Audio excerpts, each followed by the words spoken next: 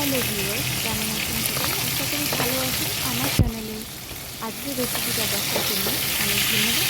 তো আজকে আপনি রান্না করবো পমফ্রেট। পমফ্রেটের একটা মানে খুব সহজ আর সিম্পল উপায় একটা ঝোল বানাবো, যেটা রেগুলার বেসিকে বাড়িতে খাওয়ার জন্য আর এই গরমে সবচেয়ে উপাদেয়। তো আজকে যেটা বানাবো সেটা কালো জিরে বেগুন দিয়ে একটা সিম্পল কারি। তো দেখুন, এখানে আমি প্রথমে মাছগুলোকে ভেজে নিচ্ছি দুটো করে। কড়াইটা অনেক গরম করে, তেলটা অনেক গরম করে, ছিলে একটু পেঁয়াজ, একটু লঙ্কা, একটু আদা, একটু রসুন বেটে নিয়েছি। আর দেন বাকি মাছগুলো ভেজে নিয়েছি। আজকে আমি 5খানা মাছ রান্না করবো। তো মাছগুলোকে আমি একটু বেশ ফ্রাই করে নিচ্ছি হাই ফ্লেমে দিয়ে। কারণ কম তেল আর ঠান্ডা তেল আর ঠান্ডা কড়া আর কম আঁচে কম তেল বা ভোলা এই জাতীয় মাছগুলো ভাজলে কিন্তু কড়াইতে লেগে যাবে। তো তার জন্য আমি একটু হাই ফ্লেমে আজকে মাছগুলোকে ভেজে নিচ্ছি। মাছগুলোকে ভাজার পর আমার তো মশলা এখানে বাটা হয়ে গেছে।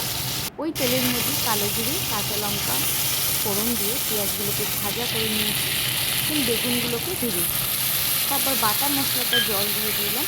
বাটা মশলাটা দিয়ে এর মধ্যে আমি বেশি কিছু গুঁড়ো মশলা, ধনে গুঁড়ো, লঙ্কা গুঁড়ো, জিরে গুঁড়ো এবং ধনে গুঁড়ো আর হলুদ গুঁড়োটা আগেই দিয়েছি, আমি বলতে ভুল করেছিলাম। তো সেইগুলো দিয়ে এবার আমি এটাকে ভালো করে কষাবো।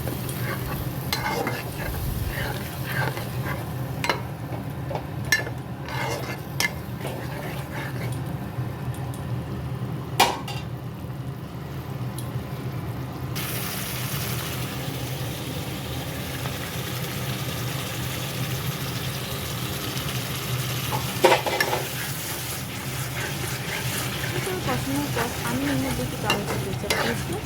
আপনারা চাইলে কাঁচা টমেটো দিতে পারেন। কাঁচা টমেটো এই মুহূর্তে আমার কাছে অ্যাভেলেবেল ছিল না বলে আমি টমেটো কেচাপ ইউজ করেছি। আমার আঁচটা কিন্তু একটু হাই ফ্লেমেই রয়েছে আর আমি এটাকে কন্টিনিউ নেড়ে যাচ্ছি। বিকজ এটাকে রেখে দিলে কিন্তু লো টু মিডিয়াম ফ্লেমে রাখতে হবে, কিন্তু আমাকে এখানে কষাটা হয়ে গেলে আমি একটু হাই ফ্লেমে দিয়েছি। আর এটাকে কন্টিনিউ নাড়তে হবে যতক্ষণ না মশলা থেকে তেল হয়ে যাচ্ছে। আজকে আমি এইভাবেই রান্না করেছি।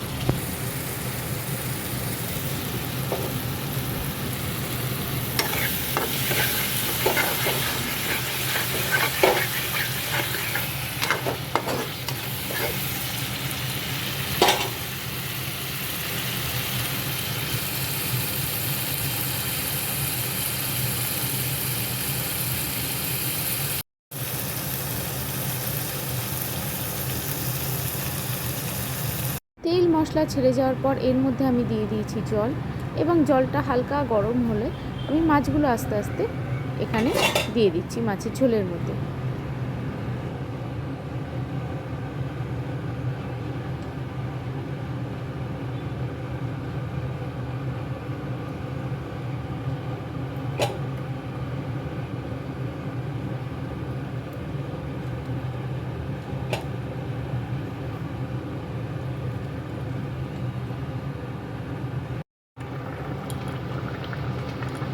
মিনিট 10 পর যখন মাছটা পুরো ফুটে যাচ্ছে, তারপরে আমি এর মধ্যে দিয়ে দিলাম ধনেপাতা। আর তারপরে আরও 5 মিনিট আমি এটাকে ফুটতে দিলাম। 5 মিনিট ফোটার পর আমার রান্নাটা একদম রেডি।